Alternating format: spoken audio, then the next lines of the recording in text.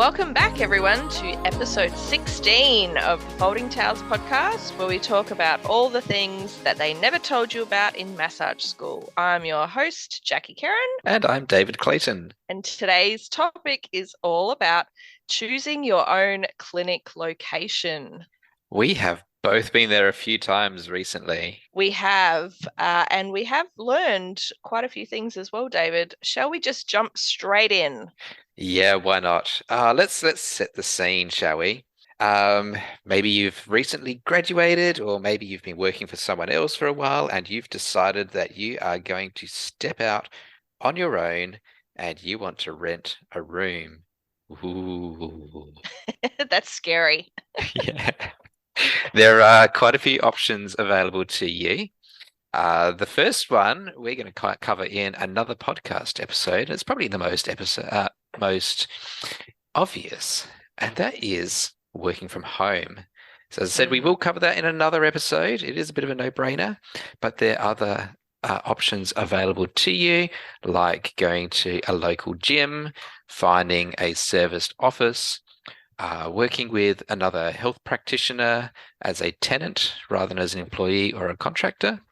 And maybe you are considering your own full commercial lease. I have a theory that the third option there, working with another health practitioner, is actually one of the most popular within our demographic of massage, because we do see all the time people like physios and chiropractors, I'm talking about, asking for massage therapists to come and rent a room off them. So that's my theory anyway.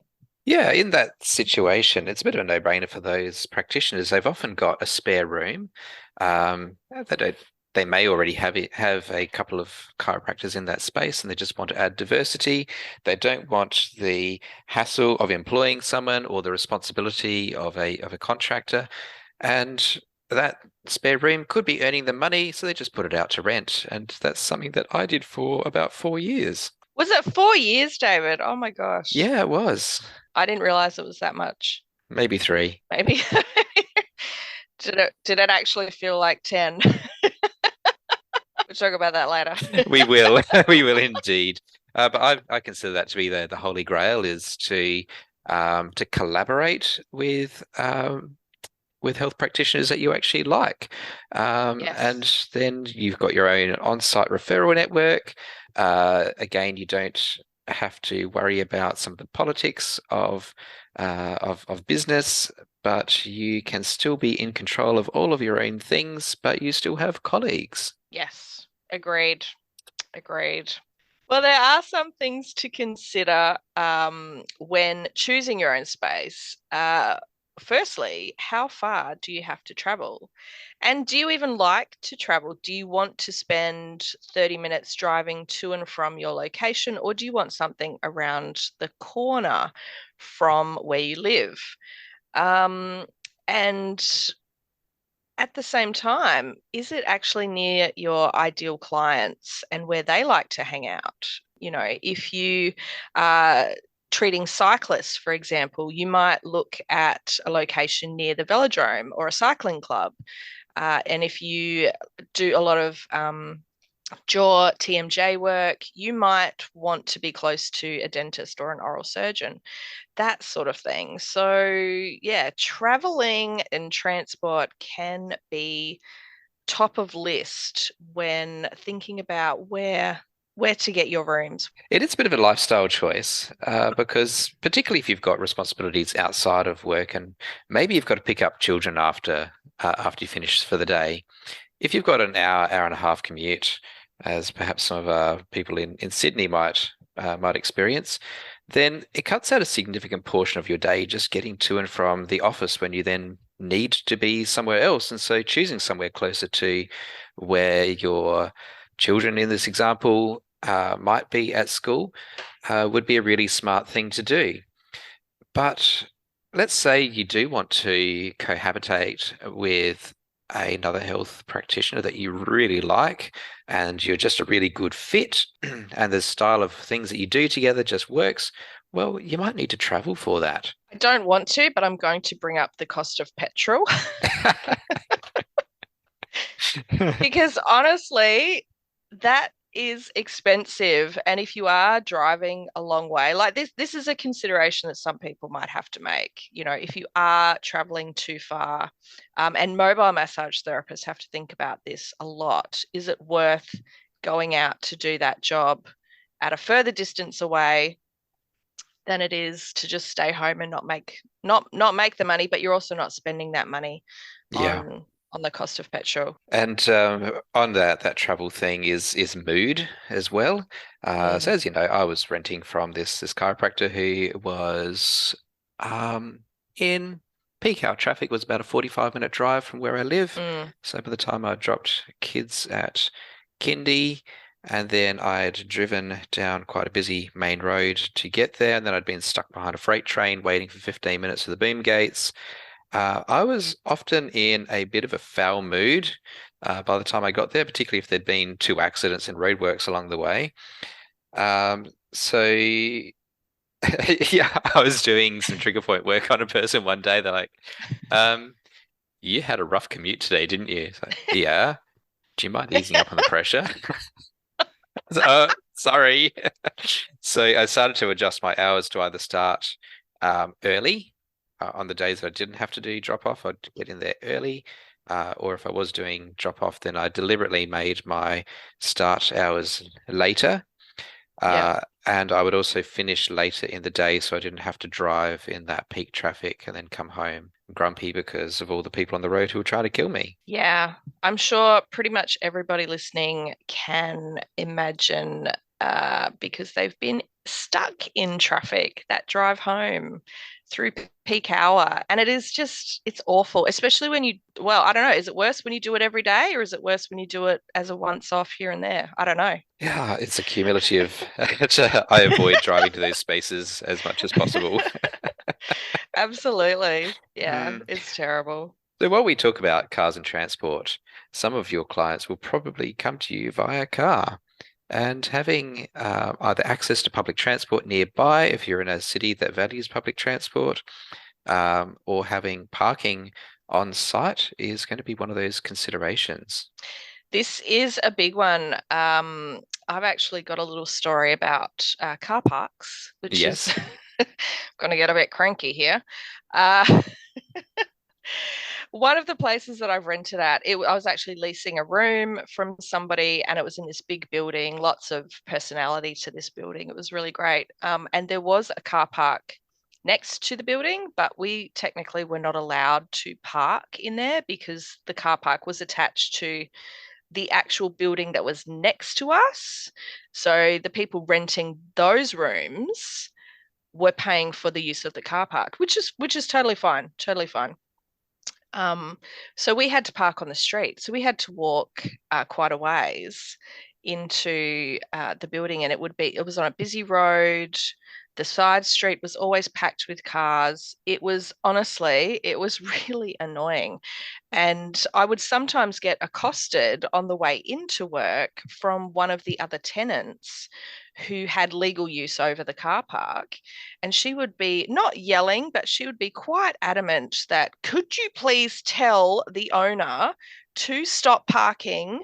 People need to stop using our car park. And I'm like, um, I'm pretty sure I don't have any say over what other people are doing. Random clients that are coming, they weren't coming in to see me. That it was another business in the building. And it was just the biggest headache for ages. She would get very upset about it, which, I understand. It was a very busy road, but yeah. So, guys, think about where your clients are going to park because for some people, this can be a huge issue. Yeah, in one of the places that I rented, I was next door to a cafe, and during peak hours, their car park would be full, and the on-street parking near me was not existent. So clients would try to access that car park. They're always running right on the nick of time, get to that car park. Oh, it's full. Well, where do I go? Then they'd have to drive around, end up being late to their appointment, so they end up flustered. The car parks can be a real source of misery. but also Hmm. heavily dependent on your neighbours, like in your instance. And in that block of shops that I was in, there was one neighbour who just he was a bit of an ass, and I would work after hours, as a lot of health practitioners do. And if he was leaving the car park at his time and I was still there, he would come and lock the gate. And that's fine because I had a key, but if I didn't know the gate was locked and the client goes out to get their car and they come running back in a in a state, the car park's locked. What do I do? Oh Ah, my oops, gosh. sorry, Frank was there, obviously. Wow, that's bitchy. It is a bit bitchy. People do get a bit cranky about the whole car park situation sometimes. And in those high traffic areas, really busy roads, it can be a real source of discomfort. But we will talk about our neighbours in a in another point coming up. Yes, we will. Can your clients find you though? Where are you? Are you on a busy road? Are you stuck in a back street? Are you surrounded by 300 other businesses? How visible is your actual location? Is your business? Do you have signage? Are you allowed to have signage? Visibility is a really interesting topic because some places are very obvious. This is where I am. You've got a big door out the front with a sign on it or a window. Um, and other places you're kind of stuck in a little, you might be stuck in a little back room. And the example that I gave before, that place I was stuck in a back room. Well, stuck is not the right word, but I was in a back room. I was renting a room, and the guy that had the main lease, he actually said to me that he didn't really want me to put too much signage out the front. I wasn't allowed to get an A-frame, basically, or have a big sign. I just had a little sign on the door, because I found out afterwards that I wasn't on the lease at all. I was not meant to be subleasing. Um, and I would literally have to tell people, my clients, give me a call if you get lost. Just give me a call and I will direct you in, because people would often go, I think I'm at the right place, but I'm not sure, because I literally just had like an A4 sign stuck on the front door, and it was really frustrating and terrible. And I was there for 3 years. Yeah, yep. And my most recent renting experience, I was in a serviced office, which had a shared car park with another business. Its front door faced one road, its legal address faced a different road, and people would often get lost. And it doesn't matter how descriptive you are in your emails to people saying, this is where you need to park, this is where you need to walk, look for this. There is a good number of people who read their emails. There is an awful lot of people who don't. And so you just need to be there ready to take that phone call. I think I'm in the Yes. right space, but where are you? Yeah, the information Yeah. is in your email. Oh, I didn't read that. They don't read the emails. So you're coming to me for the first time. Oh, yeah, I just relied on Google Maps. Yeah, Google doesn't know Yeah. where I am either. Google doesn't always get it right.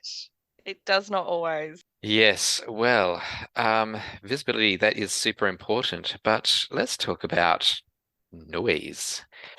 Ooh. I rented a room from a chiropractor. My little space was right next to his adjoining wall, and he used to like using his drop table with quite a bit of enthusiasm.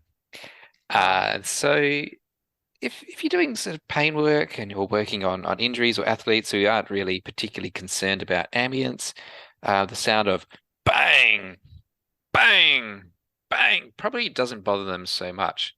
When someone who's coming in who is a bit stressed, a bit anxious, or maybe they want to chill out for the hour, they did not like it very much at all. On the other wall was this cafe that I mentioned before, and they often played music. I really liked their music. I thought they had a great taste, but it would come through the wall, just as that sort of annoying level of buzz.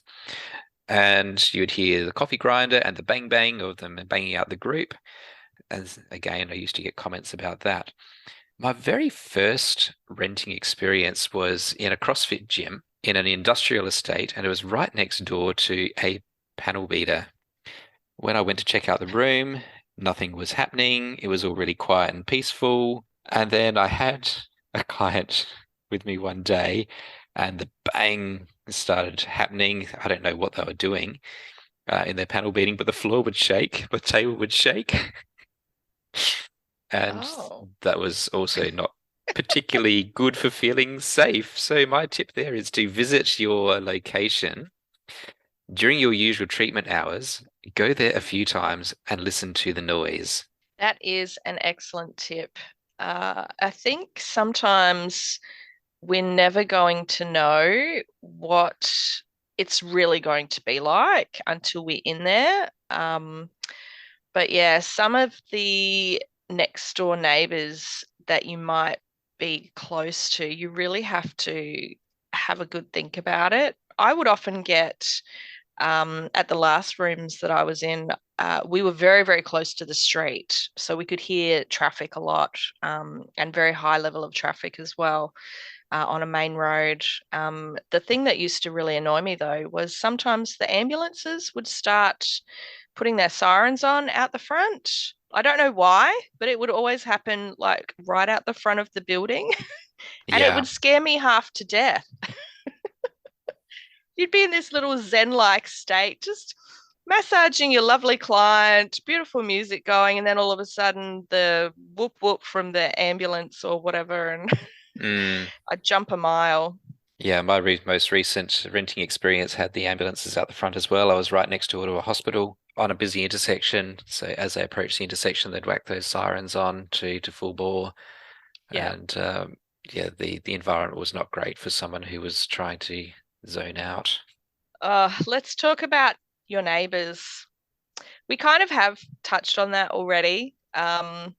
It is important to know who your neighbours are in regards to the situation of noise. But if you are renting say, a room that has other rooms attached, maybe you're in a health hub and you're just renting a space. So you're not always going to get on with your neighbours, but it does help to try and start off on the right foot. I have had a situation where I was not happy with one of my neighbours when I moved into um, the current place that I am at, actually. But we did end up becoming friends and just had a little tiny spat about something that was actually quite unimportant. So yeah, you really have to try and stay on the good side of people. And yeah, I mean, I think for most massage therapists, we're very quiet. We're not playing dance music and, throwing parties. We're very quiet, very calm. So hopefully we are not upsetting people. Yeah, but I don't know. Do you get to know your neighbours, David? I think it's important to do so. And I've always started out with good intention of saying, hey, I'll go and bang on the doors of the people nearby and just introduce myself. Because whether they see cars coming and going, perhaps you're working from home, and as I said, we'll talk about that in another episode. But if someone sees cars coming and going, or maybe you're there late at night, and even just someone knowing that you're there, and if you do need to call for help, and it's not necessarily a safety thing, but maybe you need help carrying something upstairs, or Mm. what have you, it's good to know who your neighbors are. And if someone accidentally parks in their favorite spot, then it's good to be on a good neighborly relationship with them rather than someone coming and yelling at you. Parking again. Oh my gosh. Yep. So our clients only come to us for a short space of time, but we're there forever. And Yeah. it's like squeezing the toothpaste from the middle. It's one of those leading causes of divorce.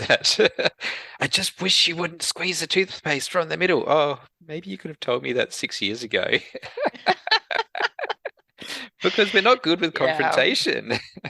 Yeah, a lot of us are introverts, so yeah, it can be really good to just be upfront with people and say, "Hey, look, this is happening. You know, can I make sure that I'm not causing you any distress, for want of Mm. a better word? I don't want to put you out." But even knowing the types of businesses that are around you, uh, I had to go for a health appointment just recently. It was a new practice, and they were trying to describe where their location is. It's like, I know where you are. They're saying it's opposite cash converters. No, you're next door to Sexyland. I go, and Oh my God. you may not get a choice in who your neighbors are when they are moving in after you, but you Yeah. do certainly get a choice of choosing who your neighbors are when you were looking for your ideal spot, and maybe they are going to be good referral partners to you. Um, Maybe they're not, and in this instance, I've turned up for my appointment, and there's uh, there's just a dildo packet in the car park. And that Somebody is a couldn't wait to get conversation. home. If I was working in that business, that is a Oh conversation no. that I'd be fearing having to say, hey guys, maybe you need like a rubbish bin out the front. Yes, yes. And on we move to facilities. Yes, quickly. What facilities does your location have? Now, for massage, this is one of my big things every time when I move locations is there a toilet that is very easily accessible, and is there space for washing hands? Because even though you might have a toilet or a bathroom, sometimes the basins in those bathrooms are teeny tiny. So you might not be able to actually use that area for washing hands because, especially if you're doing a lot of work with your forearms, you need a bit of a bigger sink to wash your hands in.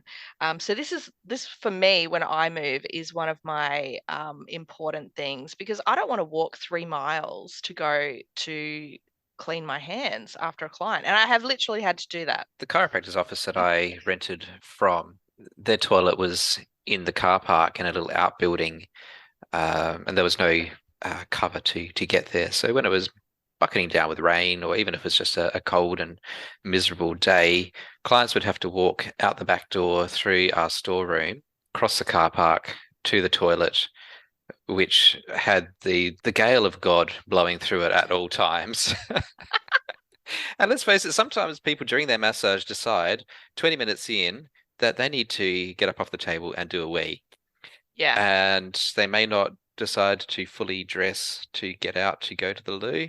And being in that instance, being a shared toilet, it wasn't always clean either. And that is not a good look for a health No. focused business.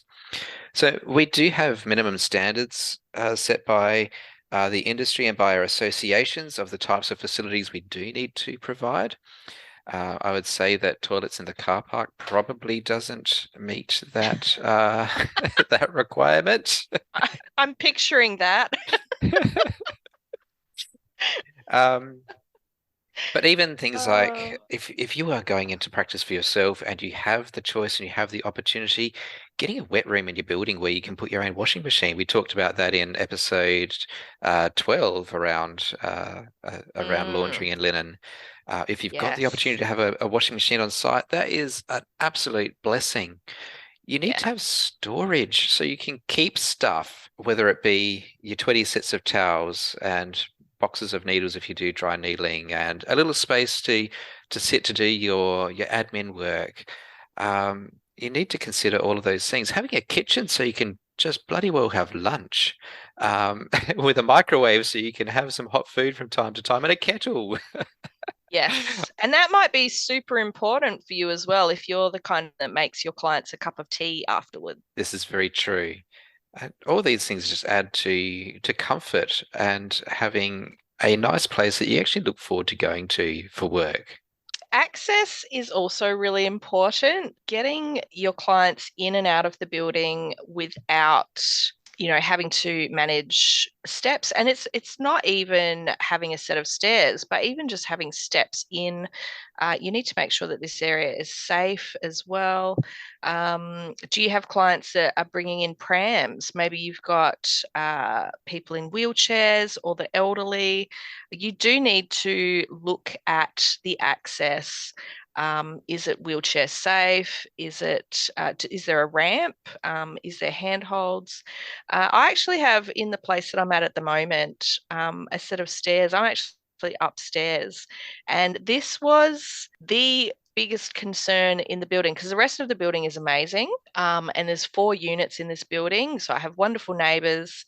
And I love the building, but there is a set of stairs. There is no other way to get upstairs. And I don't have clients in wheelchairs, and my elderly clients, I go to see them, they don't come to see me. But I was so nervous accepting this particular location because of the stairs, because I was worried. I do have pregnancy clients, and I thought, oh my gosh, if my pregnancy clients aren't actually able to get up a set of stairs, what am I going to do? Yeah, someone with PGP. Yeah, yeah, it is a big concern because a lot of my clients do have a lot of the pelvic girdle pain, but it was literally the only negative with a massive list of positives, and I thought I'm going to risk this because, like I said, I don't have clients that need wheelchairs. I don't have elderly clients coming to see me.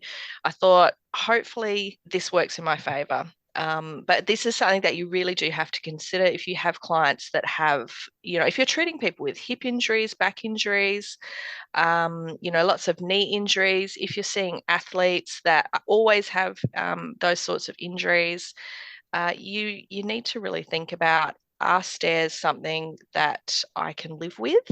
Because you might find clients will just say, oh, look, I just can't manage it. And not only that, but you also have to carry everything up and down all those stairs. Yeah, you have to get your equipment up there. And if that happens to be a electric massage table, they're heavy.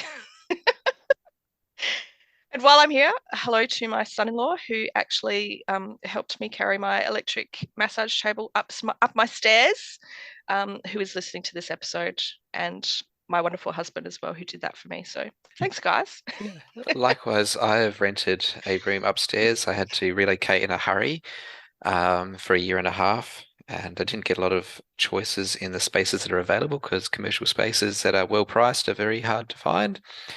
And Oh yeah.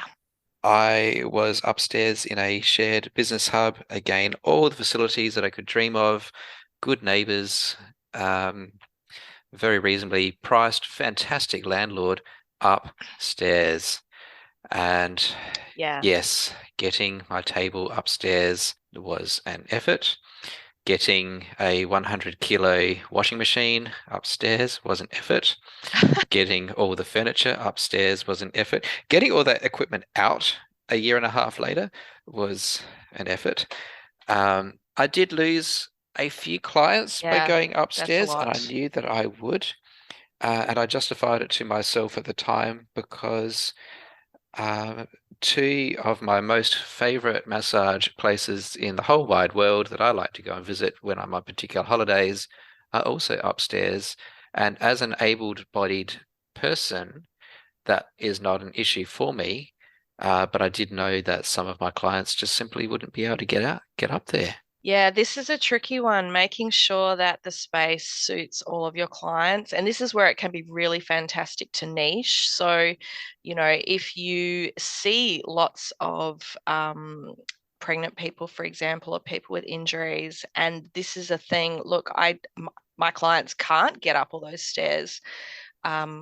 Yeah, you really have to assess that very well. Mm. And if you've only got 3 or 4 steps, if it's only up a small way, it may not be a huge issue. But if you've got to go up two flights of stairs, for instance, it might just be breaking point for a lot of your clients. Yeah, that's it. Well, let's move on to sharing space with another practitioner. And in this instance, they may have the head lease and they're after a sublet. Now, you've touched on this already. Are they actually allowed to sublet to you under the terms of their lease? Excellent question. This is such a Interesting topic because a lot of people, to start with, people go, oh, look, I can't afford a lawyer. I can't afford to get someone to look at my lease because it can be quite expensive. But yeah, making sure if you are trying to sublet, you really need to be confident that you can sublet and that it says so in your lease, Yeah. because this could make or break the lease agreement. Absolutely. And shout out to Massage and Myotherapy Australia who have a free service available at the moment for assessing commercial leases. I forget what it's called. We'll pop that in the notes after. You can have Yeah. a look at that. But yes, you can call up and get 10 minutes or 15 minutes of free advice. You send the agreement to them, you have a phone call, and they tell you the things which, you know what? The terms of this lease are not fair. You need to get them to remove this. This is illegal. You need to get them to remove this. And you don't have the expertise as a massage therapist, but they do as property lawyers. And that advice is now available to you free of charge if you're a member of that association. So guys, take good use of that opportunity. Yes, absolutely. I'm considering doing that myself, actually. Okay, let's talk about councils for a moment. Despite what your experiences are or what you may think, councils are usually quite helpful in this instance, but you need to find out whether you are allowed to run your style of business in a particular area. Now, councils do have land use plans and they've got zones, and those zones are there so that specific types of industries are grouped together. So a health practice is usually not compatible with, say, an area which is zoned as light commercial or manufacturing industrial. And you might think that that's unfair, but they've made the determination that that style of business is just inappropriate. Or it could be an area which is zoned residential, in which case there are some restrictions about what you can and can't do. And a work from home setting is usually completely fine. You still need to ask those questions, but if you're starting to say, think about buying a house and then converting that house into a clinical space, well, council will probably have something to say about that because this area is zoned as residential. And they have restrictions, despite about whether you think that is fair or not. There are things that are in place. It's for the protection of the general public, and you just need to ask that question. And usually they'll walk you through the process of what you can and can't do and what you need to do to be able to satisfy those restrictions. With that, if you are running a business that involves skin penetration, so dry needling or acupuncture, you must register your business and your location with the council. It is a requirement of health law and the Health Act. And whilst they are usually pretty casual with practitioners such as ourselves, because not a lot tends to happen and go wrong, you still need to take that step. It's usually free, it's usually painless. They'll come in and make sure that your facility is clean, that you have an adequate space to wash your hands, that you have a way of storing your sharps after use, and that you're using single-use sharps. And whilst you think those things may be straightforward, they ask those questions because some people don't do the right thing, and that makes life difficult for the rest of us. Indeed, it does. Yes. Do they tell people when you're doing a dry needling course, do they tell the persons, I've not done a dry needling course, so I don't know, but do you get told that you have to register and I would like to say yes, but I see the question coming up in the Facebook groups a lot. That oh, it seems that information is glossed over, and that requirement does vary state by state and even council by council as to how they want to manage the process. That does make it a little bit tricky, but the Health Act is reasonably universal. Um, but yes, you do need to take that step of registering your space. we definitely will talk more about councils in the topic when we cover working from home, because that again that does vary state by state, council by council, Yeah, and it sure is a very does. interesting topic. Awesome. I'm so glad that you talked about that, David. All right, let's move on. here's a little bit more bureaucracy. Let's talk about lease negotiation. Um, oh my gosh, I literally am getting so angry right now. Trigger alert, yes. When you mentioned before the oh gosh, what's the word for it? The people that were checking over the leases from Massage and Myotherapy Mm. Association. That's a new thing that's only just started. So I can't remember what it's called either. But yeah, I was thinking about that because I'm pretty sure there's a couple of things in my lease that I'm paying for that I really should not be paying for. I'm not going to elaborate on that, but yes, this is such an important thing, and this is usually our biggest cost. If we're renting a space, that rent, that weekly, monthly, yearly rent, that is our biggest cost a lot of the time as massage therapists. But you also have to figure out what are your outgoing costs. It's not just your rent, which is fairly easy to work out. If you've got an annual cost, divide that by 52. You can manage that. That's quite easy. But if you're paying for water, you're paying for electricity, you might be paying for gas as well. Not everybody is. And then are you paying for the internet as well? Do you have some NBN hooked up to your business? And there are a few other things, subscriptions and stuff that you might want to pay for, but that is all up to the particular business.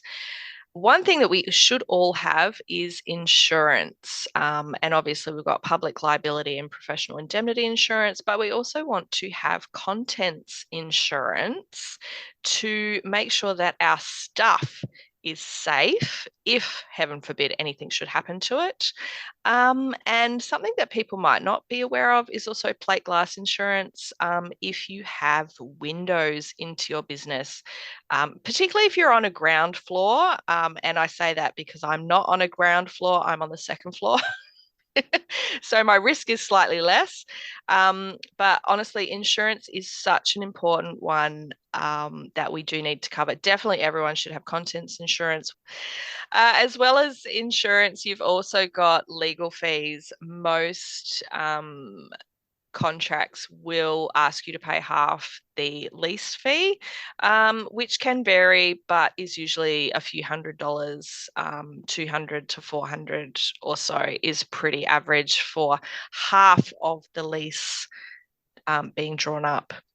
As well as that, you've also got to consider signage as well. How are you going to get people to know where you are? You need maybe a sign on the front door or the window. Do you have an A-frame out the front? This is going to vary depending on where you are. You do see a lot of the flag now on the roads as well for different businesses. So you have to think about what's going to suit your space, what's already out there as well. If there's other businesses around you, you kind of want to fit in a little bit, or maybe you don't. I don't know. Maybe you want to do something completely different. Yeah, and on signage, if you do have an A-frame, that is something that you do need to get permission from the council for. And I can hear a whole bunch of people rolling their eyes loudly at that. And it comes from the simple fact that A-frame signs and strong wind don't mix very well. And if you have a sign without permission and it does blow across a busy road and a car hits it, then you may not be covered by insurance and you could be up for Yes. some criminal damages. Anyway, so the council would want to approve that. There's also things around whether it lights up at night or it's got reflective coatings and all the sorts of things that you might think is a great idea to be attracted, just don't fit in with transport law. So your sign, as much as you want to be seen by your customers, your sign cannot be distracting to passing drivers. I have to say, the road that my business is on is a bit of a wind tunnel. And I often don't put my sign out for that exact reason because I'm terrified that it will get blown away because I have seen it done before. And yeah, so I sometimes don't even put it out. If there's a slight breeze, Also, one of the things that you may not be aware of when it comes to leasing a space, particularly if all you are getting is a shell, say a block of shops where you walk into that space, it's got a window out the front, a door, and the rest is just a bare concrete floor, is your establishment costs. And this is where I love the thought of going into a serviced office environment, is that everything's carpeted and air conditioning is there and all those types of things. An empty shell space, like in a block of shops, you then need to kit out and put in your appliances, your walls, your air conditioning, your floor coverings. And just as a rough estimate, you're looking at around $2,000 to $2,500 per square meter. So an average shop of say 100 square meters, you are looking at $200,000 to get that space up and running. And at the end of your lease, you then need to defit it. And defitting it costs about as much as fitting out in the first place. So just to open your doors, you need about $400,000. It's a lot of money. It is. I had actually done a very general inquiry into one of the businesses that I'm at for that, which was already fit out, but I wanted to change some stuff. And the guy was very honest with me and he said, look, honestly, unless you've got thousands of dollars up your sleeve to just throw away, I wouldn't bother. So fit outs are massively expensive. Yeah. So the last thing that we have on our list is if you were sharing with other people, and this is going back to that holy grail of maybe there's a couple of other health professionals that you think, I want to co-locate with you. It's going to be wonderful. We've got some things in common, but we could all work for ourselves, but kind of share at the same time. It's that whole working together separately type environment is, do you know that they're going to be a good fit? So are they going to leave their lunch dishes in the sink or not change the toilet roll or have music that's a little bit too loud? Or do they come out and drop the F-bomb in between every client when you're sitting there with someone who is maybe a little bit more conservative?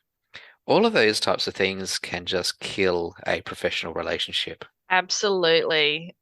Interviewing them is a fantastic idea, and you definitely need to know, what their business is, who their clients are, the kind of hours they keep, all of those things. That's so important. I would go a step further and say that you should probably even have a sublease agreement of your own. And it might be quite informal, but you might say things like, don't leave your dirty dishes in the sink. Yeah. This has happened to me. And I'm at my business by myself a lot of the time, and I've had people subleasing from me. And that this is the thing that like I'm cleaning up after myself at the end of every day. And I often will take my lunch stuff home with me and wash it at home. I just don't bother at work. I just pack it up and take it home with me. Um, and the person that was subleasing off me just left a mess everywhere. And it was just enough to really get on my nerves. And it didn't actually kill the professional relationship, but I was perennially pissed off about her behavior. It can lead to just a whole heap of resentment, and it's just not fun Yes. or healthy. And again, as we shy away from conflict, it's one of those difficult conversations that we need to have. Yes. And I sit there thinking, do we actually really need to tell each other just be clean and tidy up after yourself? If I get really Yeah. for a moment, so many people will say that they don't believe in God, but they do believe in the dishwashing fairy. They're like, oh, look, I just Yes. put my dishes in the sink and magically they're clean at the end of the day. It's like, yeah, that's me. Yeah. I'm God in Yeah, this no. relationship. I do honestly think that having those expectations written down and show the other person, whether it's handing them a piece of paper or sending them a link to a Google Drive document or what have you, um, is going to massively help the relationship because then the expectation is there. Hey, look, I said after you have lunch, you need to wash your dishes or, whatever it is that you want done. It could be anything. Um, that they know that that's the expectation, and then you can actually say, hey, look, like I've noticed your lunch dishes are still sitting there at the end of the day, but I really need to use this space as well, etc., etc. I do agree with you though. Like, we need to just be clean. We need to tidy up after ourselves. We need to just keep our space as clean and professional as possible. This should be the expectation. The reality, however, is often very different. This is true. And I'm a fan of the show, The Big Bang Theory. And if you are also a fan, you will know that Sheldon Cooper has his very comprehensive roommate agreements and relationship agreements for that matter. I love that show so much, and I honestly think that life would be a lot better and a lot easier sometimes if we were just a little bit more upfront with that sort Yeah. of stuff. Uh, This is my expectation. Can you meet my expectation? If not, can we negotiate? Like, Yeah. this would make life so much better for so many people. And even simple things like what temperature do you set the air conditioning to? Because our Yes. bodies are all different. And um, going back to the chiropractic clinic that I worked in, his clients would arrive, they stay fully dressed, they're in and out within 15 minutes, whereas mine would disrobe and they would lay on the table for up to an hour. I like to keep the room a bit warmer than he did. And he'd say, Yes. David, I'm dying. It's like, and my clients are shivering. So we've got to come up with a happy medium here. Yes. Yeah, temperature is a big one, particularly because when you are lying still, it's harder for your body to warm up, to keep warm. Yeah. So, absolutely, that's a huge one. What's your preference now, David, then? What do you like? Yeah, as you know, I'm working from home at the moment, and I've got a dedicated space here. We are going to talk about that later. If I were to go out into a commercial premise again, my my preference is for that working together separately model, a collaboration of like-minded therapists where we can all have the flexibility and the luxury of our own business, but we are in the same space. We're still colleagues. We just don't need to worry about all the messy things that come with employment. Yes. I really love where I'm at the moment. This is the first time ever in my life that I have not been a subleasee, that I am actually leasing a commercial property myself, which is scary and exciting at the same time. So I'm loving that and loving having a few people come in and sublease off me, which is allowed in my lease, I might add. Yay. Um, it is very yay. I'm a bit of an everybody. I really would love to have a granny flat type situation, having with full facilities, with a separate entrance and all that. But that's probably not going to happen. Certainly not where I'm living now.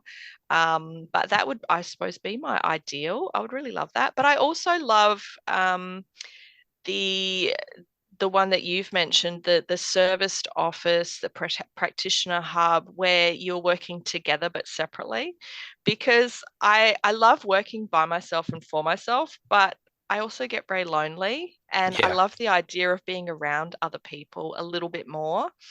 So yeah, it's I think a lot of people are going to resonate with that, we do get very lonely working by ourselves. Yeah, and I leased a room in a serviced office for some time. I was the only health practitioner up there. There were accountants and some web developers up there.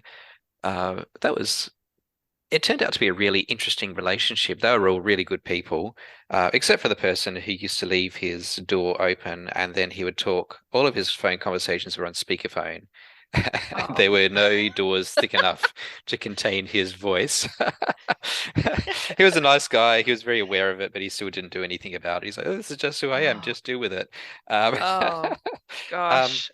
but those tenants would often come in during my quieter hours. I've got lunchtime, middle of the day can sometimes be difficult to fill. So they'd come across in their lunchtime as clients, and some of my clients became their clients as well. Like, oh, there's an Mm, accountant up here. I've been looking for someone who will do my tax. Uh, I run a small business. I need a web developer. It's like, well, there's one right here. Come up for your yeah. massage and then go and have a chat with them. And so some of Yeah. those relationships which you just don't think will work can actually be really symbiotic. Yeah, I have a similar situation where I am at the moment, where I'm the only person in health in the building, and I thought, oh, it could be a problem, but I also get a little bit nervous around other professionals for some reason, especially physios. I think it's just the whole I've been to uni and you haven't situation. I don't know, imposter syndrome. Hello. Mm, Um, but yeah, it can work really well if you're working with other small businesses. There can be a lot of back and forth, particularly with people that we need, as you mentioned, the accountancy, web developers, social media managers, all that sort of stuff. Yeah, it can work really, really well. yeah. Now, I have just gone and looked up that advice hotline through Massage Myotherapy Australia. They have a free offer to their members, a complimentary service with Your Leasing Co. And I will Ah, mention the number. yes. I will mention the number right here, 1300 356 702. So that's yourleasingco.com.au. It's a free service to Massage and Myotherapy Australia members. So if you're listening, you are a member, you have a commercial lease or a sublease agreement, please take good use of that service. It is your membership dollars at work. Yes, and that has only just started last month, I believe. So this is a brand new thing that has come out very, very recently. And yeah, would be interesting to hear some feedback on how that has been going. I do know a couple of people who have used it and they had their leases Oh, reviewed and they said, pull these things out the lease. It's not okay. wow. Okay. Yep. Yeah. Yeah. MMA members can find all that info on the website, and hopefully you're reading your emails because all the info is also in the emails. I have been seeing that. I do check my emails from the association. I know some people don't, but yeah, you can find the information if you are a Massage and Myotherapy Australia member.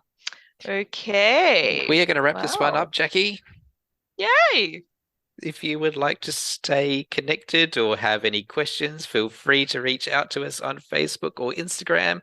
The links are at the top of this podcast. We'll also put some details to Your Leasing Co. up there as well.